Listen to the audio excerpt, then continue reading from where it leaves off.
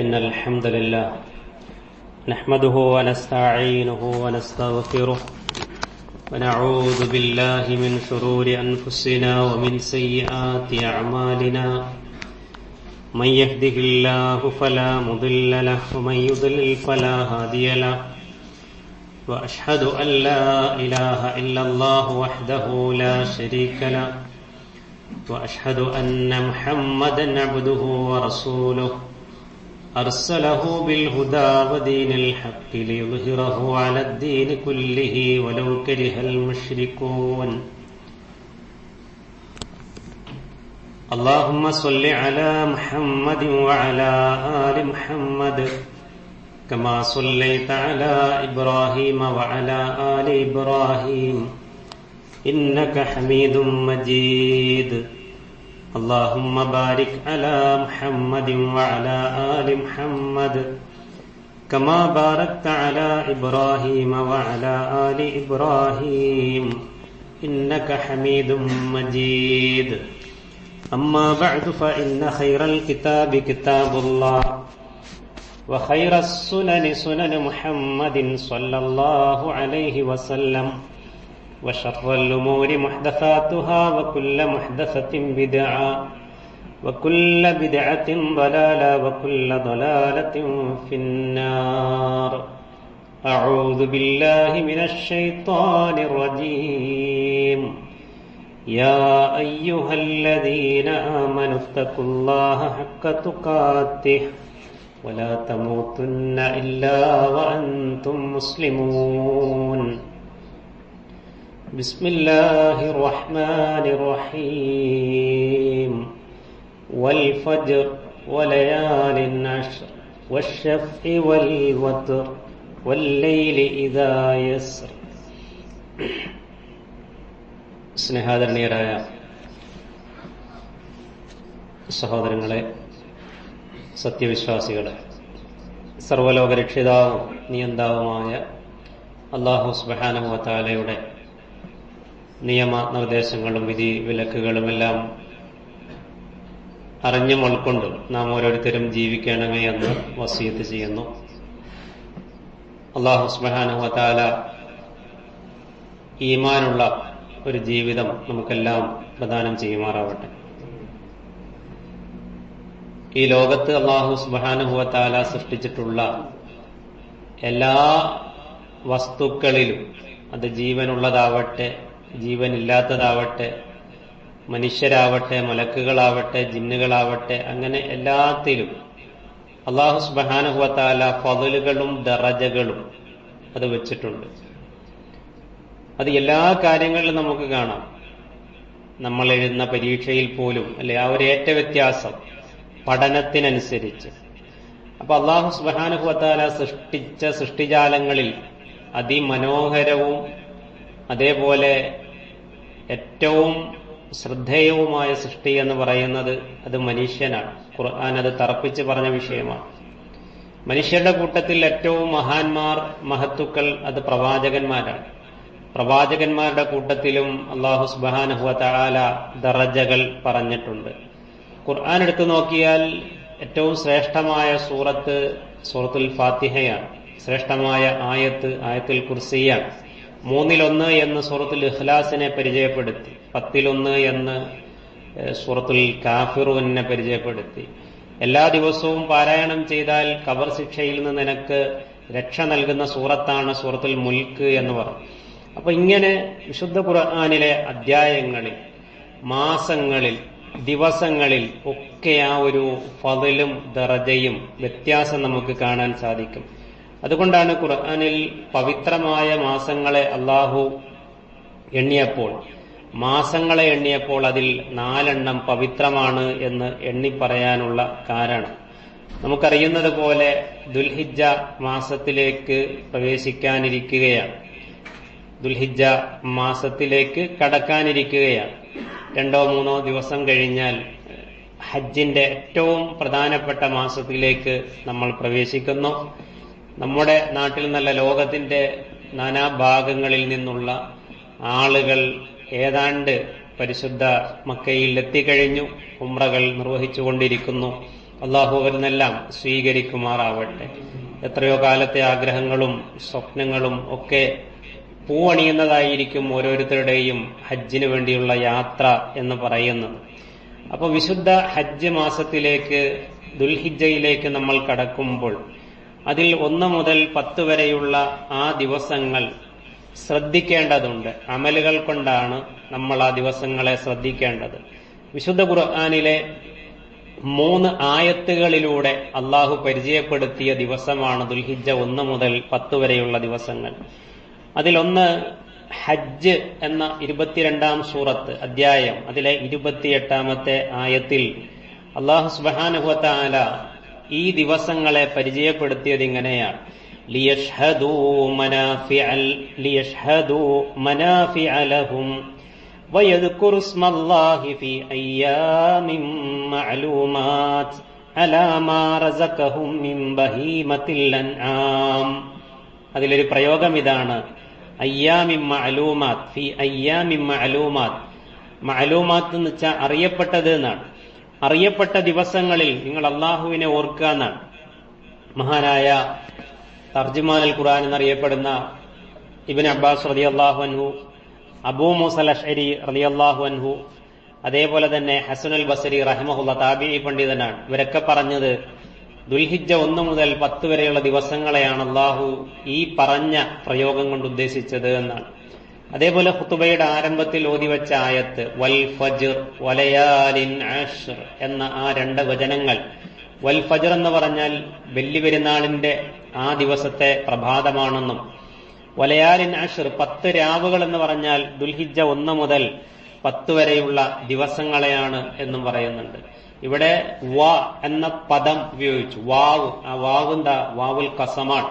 സത്യം ചെയ്തുകൊണ്ടാണ് അള്ളാഹു ഈ ദിവസങ്ങളെ പരിചയപ്പെടുത്തിയത് എന്നത് ആ ദിവസത്തിന്റെ ഫളിലിനെ ഒന്നുകൂടി ഉയർത്തുന്നുണ്ട്.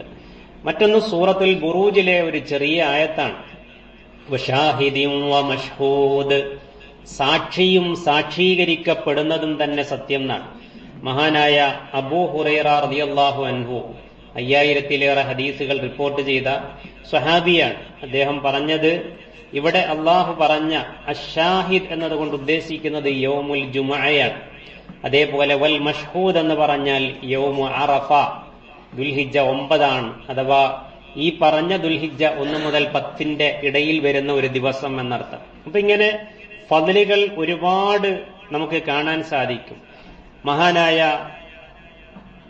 ഇബ്നു ഹജറുൽ അസ്കലാനി റഹ്മഹുള്ള ഈ ദിവസത്തിന് ഫദ്ല് വരാനുള്ള കാരണമായി ഒരു സാധ്യതയായി പറയുന്നത് ഇങ്ങനെയാണ്. അതായത് ഈ ദിവസങ്ങളുടെ ദുൽഹിജ്ജ 1 മുതൽ 10 വരെയുള്ള ദിവസങ്ങൾ പരിശോധിച്ചാൽ അതിൽ വരുന്ന ഒരു പ്രത്യേകത എന്ന് വെച്ചാൽ വല്ലദീ യദ്ഹറു അന്ന സബബ ഫി ഇംതിയാസി അശ്രി ദുൽഹിജ്ജത്തി ലിമകാൻ ഇജ്തിമാഇ ഉമ്മഹാത്തിൽ ഇബാദ. ഉമ്മഹാത്തുൽ ഇബാദത്ത് എന്നറിയപ്പെടുന്ന ഇബാദത്തുകൾ ഈ ദിവസങ്ങളിൽ സംഗമിക്കുന്നുണ്ട്. അതെന്താണ്?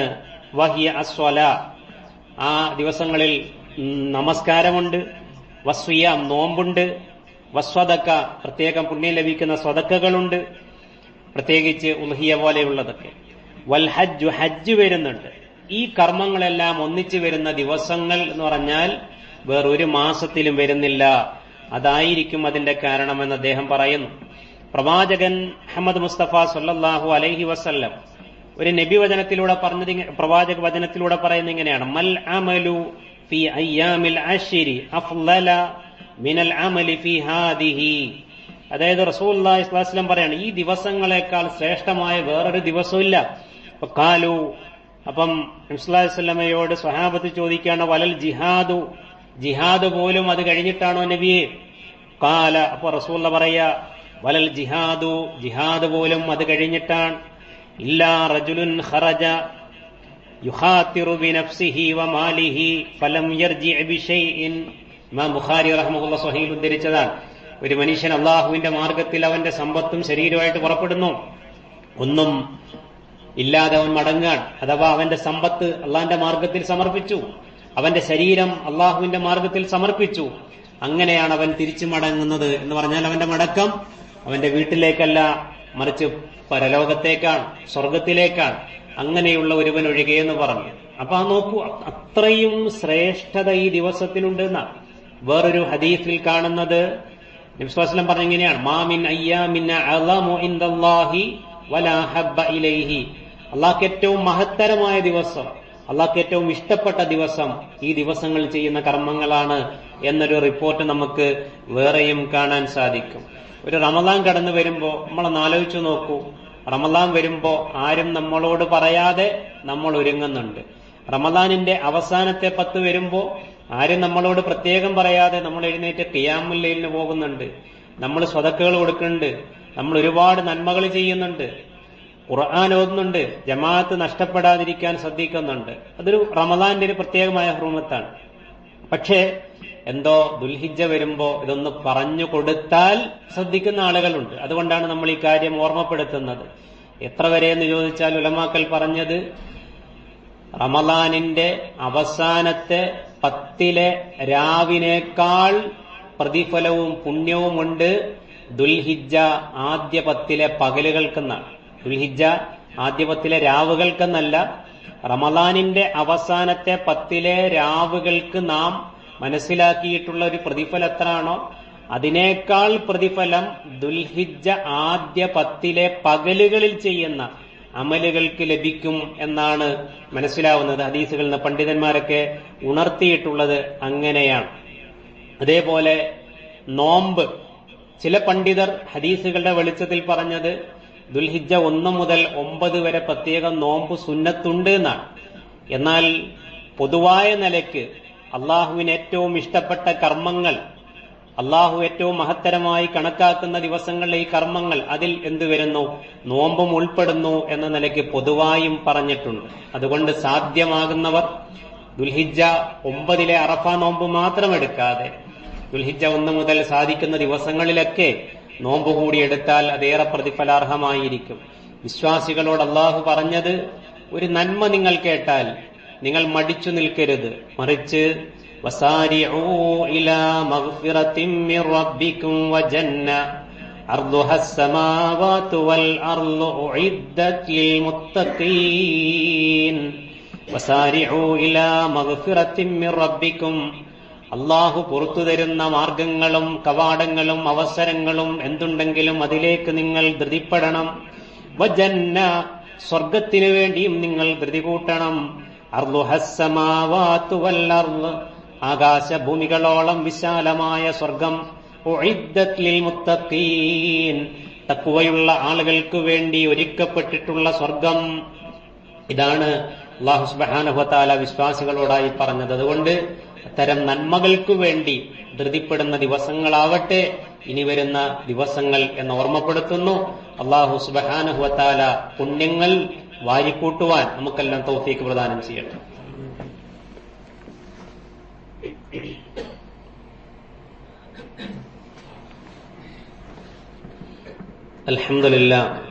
അൽഹംദുലില്ലാഹി റബ്ബിൽ ആലമീൻ വസ്സലാത്തു വസ്സലാമു അലാ അഷ്റഫിൽ അംബിയാഇ വൽ മുർസലീൻ വഅലാ ആലിഹി വസഹ്ബിഹി അജ്മഈൻ. അമ്മാ ബഅദ്. ഇത്തഖുല്ലാഹ ഇബാദല്ലാഹ്. പ്രവാചകൻ സല്ലല്ലാഹു അലൈഹി വസല്ലം പറയുന്നുണ്ട്, അഹബ്ബുൽ കലാമി ഇലല്ലാഹി അർബഉൻ, അല്ലാഹുവിന് ഏറ്റവും ഇഷ്ടമുള്ള 4 വാക്കുകളുണ്ട്. സുബ്ഹാനല്ലാഹി വൽഹംദുലില്ലാഹി വലാ ഇലാഹ ഇല്ലല്ലാഹു അല്ലാഹു അക്ബർ. ഒന്ന് സുബ്ഹാനല്ലാഹയാണ്, മറ്റൊന്ന് അൽഹംദുലില്ലയാണ്, അല്ലാഹു അക്ബർ. അതേപോലെ തന്നെ ലാ ഹൗല വലാ ഖുവത ഇല്ലാ ബില്ലാ എന്നുള്ള സുബ്ഹാനല്ലാഹ്, അൽഹംദുലില്ലാഹ്, ലാ ഇലാഹ ഇല്ലല്ലാഹ്, അല്ലാഹു അക്ബർ, ഈ 4 വചനങ്ങളാണ്. എന്നിട്ട് നബി സല്ലല്ലാഹു അലൈഹി വസല്ലം പറയുന്നുണ്ട്, ലാ യദുറുക ബിഅയ്യിഹിന്ന ബദഅത്, നിങ്ങൾ ഇതിൽ ഏത് വാക്കുകൊണ്ടും ആരംഭിച്ചോളൂ. ആദ്യം സുബ്ഹാനല്ലാഹ് പറയണമെന്നില്ല, അൽഹംദുലില്ലാഹ് പറയണമെന്നില്ല. നിങ്ങൾക്ക് എങ്ങനെയാ പറ്റുക അങ്ങനെ നിങ്ങൾ പറഞ്ഞുകൊള്ളൂ. അള്ളാഹുവിന് ഏറ്റവും പ്രിയപ്പെട്ടതാണിത് എന്ന്. അപ്പൊ ഇത്തരം ദിക്റുകൾ അധികരിപ്പിക്കണം, അതാണ് ശ്രദ്ധിക്കേണ്ടത്. തക്ബീറുകൾ വർദ്ധിപ്പിക്കണം. അതേപോലെ തൗബകൾ അധികരിപ്പിക്കണം. നബി സല്ലല്ലാഹു അലൈഹി വസല്ലം പറഞ്ഞത്, അത്തായിബു മിനദ്ദംബി കമല്ലാ ദൻബ ലഹു, ഒരാൾ ഒരു തെറ്റ് ബോധ്യപ്പെട്ടിട്ട് അള്ളാഹുവിലേക്ക് മനസ്സറിഞ്ഞ് തൗബ ചെയ്താൽ അവൻ തെറ്റ് ചെയ്യാത്തവനെ പോലെയാണെന്നാണ്. അതുപോലെ അവൻ പാപപരിശുദ്ധി നേടും, മോചനം നേടും എന്നാണ് നബി സല്ലല്ലാഹു അലൈഹി വസല്ലം പറഞ്ഞിട്ടുള്ളത്. അപ്പൊ അതിനൊക്കെയുള്ള നല്ലൊരു അവസരമായി നമ്മൾ കാണുക. നമ്മൾ വിചാരിക്കുന്നത് പോലെയല്ല. ഉലമാക്കൾ, പണ്ഡിതന്മാർ, മുൻഗാമികൾ ഈ ദിവസങ്ങളെ പ്രത്യേകം കണ്ടിരുന്നു, അവർ അമലുകൾക്ക് വേണ്ടി ഒരുങ്ങിയിരുന്നു എന്നൊക്കെ ഗ്രന്ഥങ്ങൾ, നമുക്ക് കിതാബുകൾ കാണുവാൻ സാധിക്കുന്നുണ്ട്. അതുകൊണ്ട് ഈ മഹത്തായ ദിവസങ്ങളെ അമലുകൾ കൊണ്ട് ധന്യമാക്കാൻ നമ്മൾ ഓരോരുത്തരും ശ്രദ്ധിക്കണം. അതോടൊപ്പം നമുക്കെല്ലാം അറിയാം, ജീവിതത്തിൽ സന്തോഷവും സങ്കടങ്ങളും മാറി മാറി വരും. ഒരു രാഷ്ട്രീയ വിജയം വരുമ്പോൾ ഒരുപക്ഷെ സന്തോഷിക്കുന്ന ആളുകൾ ഉണ്ടാകും, അവിടെ സങ്കടപ്പെടുന്നവരുണ്ടാകും. അതേപോലെ തന്നെ വീട്ടുകാര്യം വരുമ്പോൾ സന്തോഷിക്കുന്നു, സങ്കടപ്പെടുന്നു. സുഹൃത്തുക്കളുടെ പ്രയാസങ്ങളും പ്രശ്നങ്ങളും വരുമ്പോൾ അവിടെ സങ്കടപ്പെടുന്നു. ഈ സന്തോഷവും സങ്കടവും അല്ലാഹു സുബ്ഹാനഹു വ തആല നമുക്ക് നൽകിയ ഒരു അനുഗ്രഹമാണ്. നമുക്കെന്തെങ്കിലും ഒരു നന്മയുണ്ടാകുമ്പോൾ സന്തോഷിക്കാനുള്ള ആ ഒരു വികാരം തന്നത്, ഒരു പ്രയാസവും ബുദ്ധിമുട്ടുണ്ടാകുമ്പോൾ സങ്കടപ്പെടാനുള്ള ഒരു മനസ്സ് നൽകിയത്, ഇത് രണ്ടും അള്ളാഹുവിന്റെ അനുഗ്രഹമാണ്.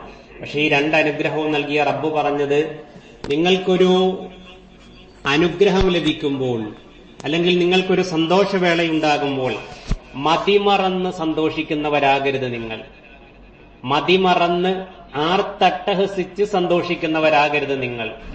അതേപോലെ നിങ്ങൾക്കൊരു വിഷമം വരുമ്പോൾ, ദുഃഖം പ്രകൃതിപരമാണ്, പക്ഷെ ആ ദുഃഖം ഒരു പരിധിക്കപ്പുറം കടന്നു പോകരുത്. അമിതമായ ദുഃഖത്തിലേക്ക് നിങ്ങൾ പോകാനും പാടില്ല എന്ന് പറയുന്നുണ്ട്. അല്ലാഹു സുബ്ഹാനഹു വ തആല സൂറത്തുൽ ഹദീദിലൂടെ ഖളാ ഖദറുമായി ബന്ധപ്പെട്ട കാര്യങ്ങൾ പറയുന്നുണ്ട്. നമ്മുടെ ജീവിതത്തിൽ എന്തൊരു വിപത്ത് ബാധിക്കുമ്പോഴും, ഈ ലോകത്ത്, ഈ ഭൂമിയിൽ, ശരീരത്തിൽ എന്തൊന്ന് സംഭവിക്കുമ്പോഴും അള്ളാന്റെ അറിവില്ലാതെ സംഭവിക്കുകയില്ല. അപ്പൊ അങ്ങനെ ഒരു സിസ്റ്റം അള്ളാഹു വെച്ചത് എന്തിനാണ്? നിങ്ങളൊരു വിഷമം വരുമ്പോൾ അമിതമായി പിന്നെ സങ്കടപ്പെടാതിരിക്കാനും, ഒരു സന്തോഷവേള വരുമ്പോൾ മറന്ന് സന്തോഷിക്കാതിരിക്കാനും വേണ്ടിയാണെന്നാണ്. രണ്ടും അപകടമാണ്. അതുകൊണ്ട് അത് ശ്രദ്ധിക്കണം. അല്ലാഹു സുബ്ഹാനഹു വ തആല അവന്റെ അനുഗ്രഹങ്ങൾക്ക് മനസ്സറിഞ്ഞ് നന്ദി കാണിച്ച് ജീവിക്കുന്നവരിൽ അവൻ നമ്മയെല്ലാം ഉൾപ്പെടുത്തി അനുഗ്രഹിക്കുമാറാവട്ടെ. ഇൽമുകൾ എന്ന് പറയുന്നത് അത് ഇൽമുകളായി നിലനിൽക്കാനുള്ളതല്ല, മറിച്ച് ഇൽമുകൾ അമലുകളിലേക്ക് കൊണ്ടുവരാനുള്ളതാണ്. ഒരാൾക്ക് ഇൽമുണ്ടാവുകയും അത് അമലിലേക്ക് കൊണ്ടുവരികയും ചെയ്തില്ല എങ്കിൽ ഒരു കാര്യവുമില്ല. ഏറ്റവും നല്ല ഇൽമുള്ള ഒരാളായിരുന്നു ഇബ്ലീസ് എന്നാണ് പറയുന്നത്. സയ്യിദുൽ മലായിക, മലക്കുകളുടെ നേതാവെന്ന് പോലും അവർക്കിടയിൽ അറിയപ്പെട്ട ഒരു സ്ഥാനം കിട്ടിയിരുന്നു എന്ന് പണ്ഡിതന്മാർ പറയുന്നു. പക്ഷേ അവന് ലഭിച്ച ഇൽമ് അമലിലേക്ക് കൊണ്ടുവരാൻ കഴിഞ്ഞില്ല. ഇൽമും അതേപോലെ കിബറും ചേർന്നപ്പോൾ അവിടെ ദൈവനിഷേധമുണ്ടായി, ദൈവധിക്കാരമുണ്ടായി, അനുസരണക്കേടുണ്ടായി. നമുക്ക് ലഭിക്കുന്ന ഇൽമുകൾ അമലിലേക്ക് കൊണ്ടുവരുമ്പോഴാണ് നമ്മൾ വിനയാന്വിതരായി മാറുന്നതും അള്ളാഹുവിന് പ്രിയപ്പെട്ടവരായി മാറുന്നതും. അതുകൊണ്ട് ഫത്തഖുല്ലാഹ മസ്തതഅതും, നിങ്ങൾ സാധിക്കുന്നത്ര അള്ളാഹിനെ സൂക്ഷിക്കുക എന്നാണ് ഖുർആന്റെ അധ്യാപനം. അത് ഉൾക്കൊണ്ട് അതനുസരിച്ച് ജീവിക്കുവാൻ അല്ലാഹു സുബ്ഹാനഹു വ തആല നമുക്കെല്ലാം തൗഫീഖ് നൽകി അനുഗ്രഹിക്കുമാറാവട്ടെ. നമ്മുടെ നന്മകളെ അള്ളാഹു കബൂൽ ചെയ്യുമാറാവട്ടെ.